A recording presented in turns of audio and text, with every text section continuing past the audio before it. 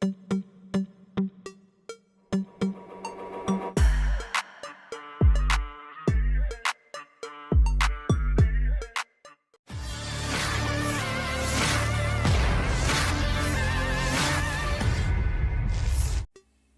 FPV jenis pesawat Mulnia dari resimen parasut ke-137 kubu Rusia melumpuhkan truk pick-up dan senjata self-propelled 21 Gvozdika ke arah Seversky.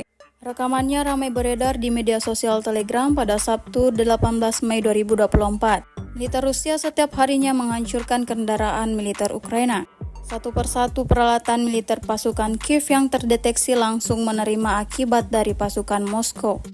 Seperti yang terlihat dalam rekaman berikut, saat truk pick-up Ukraina beroperasi, serangan mematikan drone Rusia langsung dilayangkan ke target. Alhasil ledakan dahsyat terjadi. Tidak diketahui pasti ada berapa jumlah korban jiwa dalam peristiwa ini. Sejak video ini beredar, beragam respon diberikan warganet.